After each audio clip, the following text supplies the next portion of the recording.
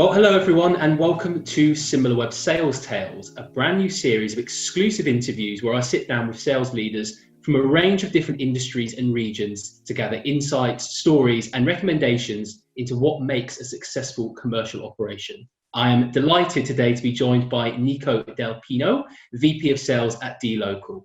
Now, for anyone that's read our recent industry report into the payment sector, you'll know that we identified dLocal as the fastest growing payment provider worldwide, which we've measured by the number of new e-commerce sites that they've been installed in over the last 6 months. Nico, thank you very much for joining us today. Thanks for having me, Simeon. It's a pleasure to be here. Thank you. So for those of us that don't know dLocal that well, can you share a little bit more about what the company does exactly?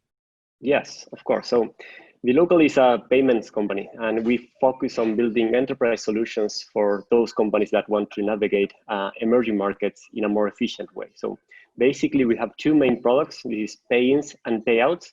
That means that we aggregate all local payment services that are relevant to each of the markets where we play, and we are also able to send out mass payments in a very efficient way, automatically and very, very fast. We work with companies like Facebook, Amazon, Netflix, Pioneer, Airport, Booking, among many, many others. More than 400 merchants are already processing with dLocal in emerging markets across Latin America, Africa, Middle East, and Asia Pacific. Fantastic, thank you very much. Now, I know that your role is VP of Sales at dLocal, but could you describe for us what that role looks like in a little bit more detail? Yeah, so as VP of Sales, I'm primarily responsible for engaging new merchants and partners. We serve both type of companies, direct merchants, mainly enterprises, and other PSPs. Basically, as I was saying, we enable more efficient rails into Latin America, Africa, and Asia Pacific. So my role is to find new partners that are interested in exploring the benefits of local processing in these markets and drive them through our sales process. Perfect. And can you kind of give us an idea of the commercial structure within dLocal? So have you got your kind of standard go-to-market sales managers, account managers, people working in the analytics side? Give us a little bit of a flavor of what that looks like. Yeah, we have a broad team, almost 30 people inside it, looking directly into sales, account management, and marketing. And so that's the broader spectrum.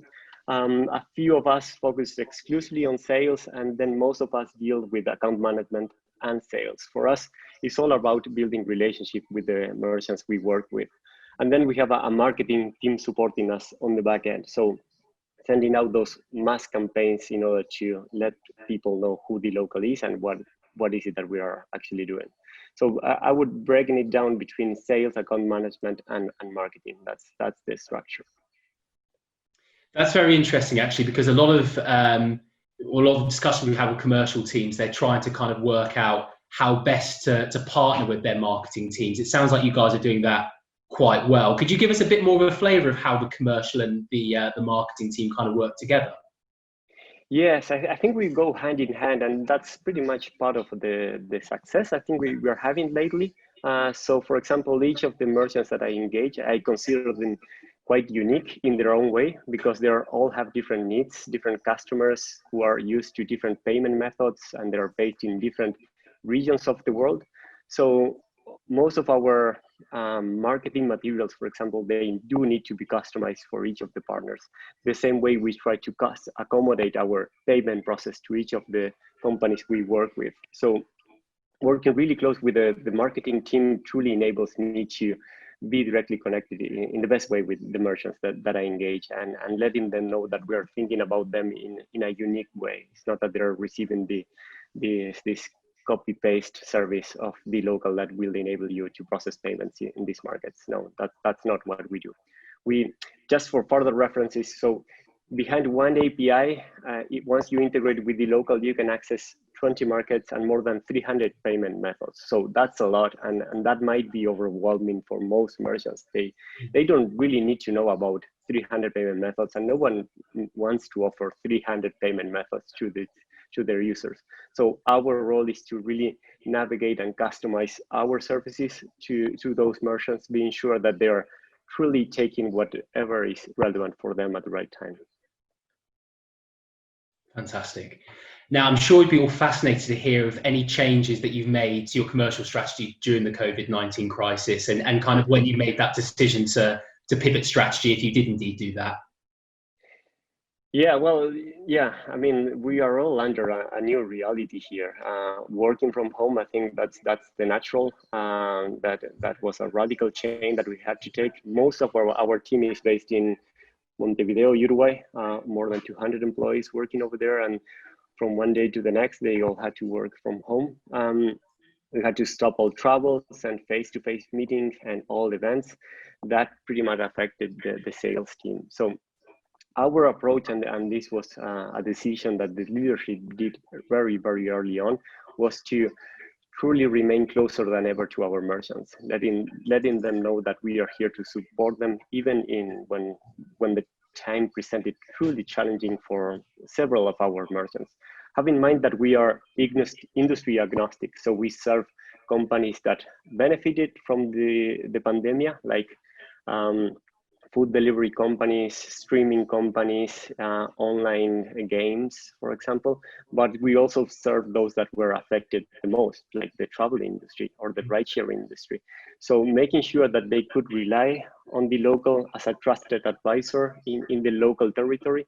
Since we have a presence in all the markets where we cover, they could come to us to understand better what was going on in these territories, which were the countries that were going under several tougher restrictions when it comes to being quarantined and not being able to go outside, and also understanding which were the new regulations that took place over these past few months. Several countries implemented new taxes and regulations, particularly affecting cross-border payments and cross-border traffic. So our role on that sense becomes much broader than just the payment provider. We are the local advisor that enables them to understand what's going on at the local level in the best way. Perfect, makes sense. And during this period, have you adopted any new sales tools that have been of particular help?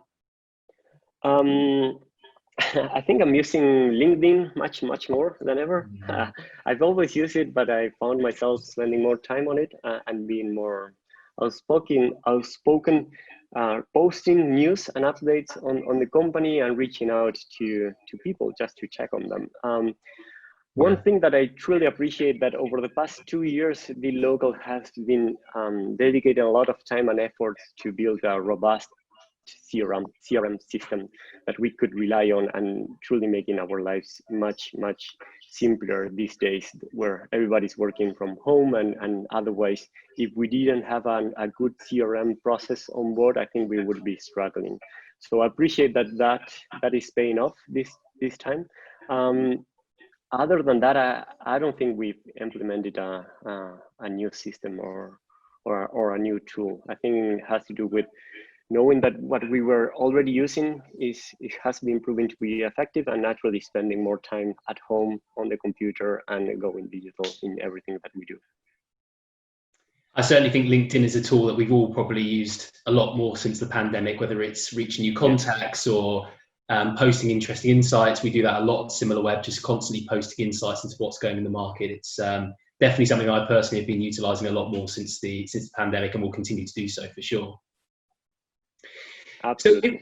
So if we go back to the start of your career in sales, what would you say have been the guiding principles that have taken you to where you are today and sort of continue to drive you forward as a sales leader? Yeah, so one of the things that I think is quite unique of my character and my background is that I've pretty much been exposed to multiple industries, if not all, and multiple geographies. So I'm a generalist in that sense. I've been only working in payments for a little over a year since I joined dLocal. And before that, I was kind of on a consultant / investing role with entrepreneurs from emerging markets. And I think that's one of the aspects that I bring into my sales role and my role at dLocal. So understanding that this is not a copy-paste solution that you can simply mass sales across multiple companies. That's not what we do. Our role is basically understanding what are the true needs our partners and merchants have, which are the markets that they are going after, understanding how can we help them navigate that go-to-market expansion in the best way, and truly at the end of the conversation, dispose the payment alternative that makes sense for them at the right time. So spending time at the sales process, but spending time to truly understand which are the needs of the merchants, I think that's one key aspect that I bring and I do like to highlight in each conversation that I have. Fantastic. Brilliant. So now we know that dLocal have experienced some incredible growth in recent times, but I'm sure it's not all been smooth sailing. What would you say the biggest challenges and objections that you and the team face when you're selling to merchants? I think that it takes a little bit of kind of education from our end around what does it mean to process payments locally as opposed to cross-border payments. Several companies expand throughout, particularly software companies selling e-commerce solutions, and they can simply deliver the same solution across markets at once. And that's fine. I think that's a great start. And then going into local payments, that's the double click when it comes to truly penetrating a local market. So biggest challenges, I guess, has to do with truly communicating what are the nuances of emerging markets when it comes to the payment landscape, what are the locals in these markets used to do when it comes to online payments. Understanding, this is just a quick example, but around 30% of online sales in Latin America, they still take place using cash alternatives. And this is not something you see neither in Europe or in the US, but in Latin America, it's very, very, very normal. And not only because there's a large component of unbanked population in Latin America, but also because it's part of culture. So enabling those local payment alternatives is something that maybe you didn't realize at first that you needed.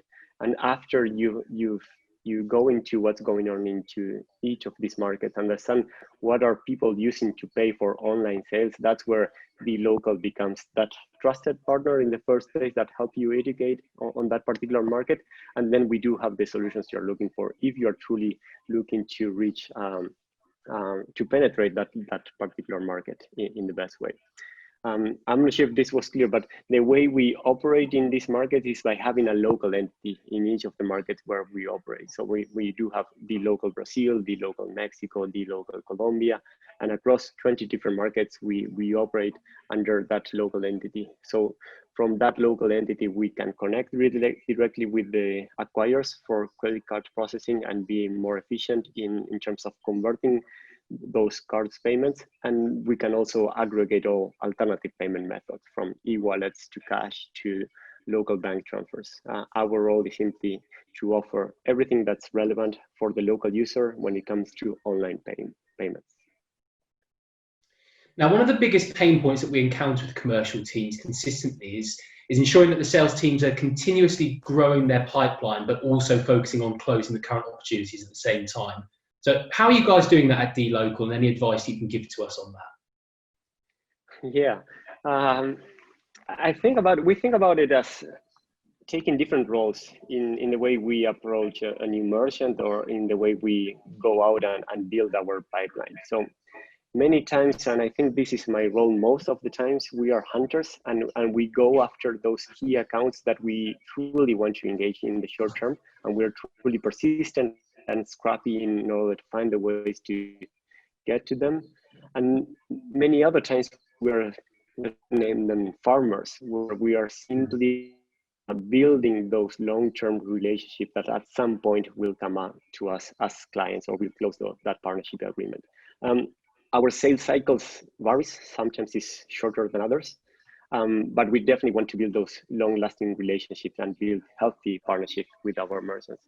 And as I mentioned at the beginning, we do have this amazing marketing team supporting us on the back end, and they are the ones just with ongoing marketing campaigns that can build that pipeline that truly comes to us. So we do have an active activity in our website, on LinkedIn, so companies know about dLocal by basically everything that our marketing team is putting out there. So another key reason for commercial teams and marketing teams to be working hand in hand then. Absolutely, yeah, absolutely. Fantastic. Great. So to wrap up, we're going to change gears slightly here. Now, Nico, if you had to choose between making inbound or outbound calls for the rest of your sales life, which one would you pick? And be honest. Okay, so it's tempting to rely on inbound traffic calls, but definitely we are not in the business for inbound calls, particularly because we are enterprises. And if you focus on enterprise sales and you just wait for inbound calls to come to you, you won't reach too far. So our job is to be truly outspoken and to go after those names that we believe we can serve the best by offering our solution. So I'll definitely go for outbound every time. I think outbound allows you to be more proactive and more determined in the type of partnerships you want to build with the kind of merchants, the right merchants that you want to engage with in the first place. Definitely. More of a challenge as well, keeps things interesting. Yeah. So in your years of sales, can you recall something that's been probably the funniest or the weirdest interaction that you've had on a sales call or a sales meeting that you'd like to share with us? Well, you know how the world is a small place at the end, and the payment industry is much smaller at the end. dLocal at the same time is a white label solution, so we are not a payment method, and typically we don't have a brand towards the user. We simply brand ourselves towards merchants, enterprises, and PSPs. So our role is our mission is to provide better rails in terms of payment connectivity within emerging markets. And a few times it was a little bit weird speaking with a new merchant, maybe through an inbound call or maybe someone that we weren't targeting in the first place.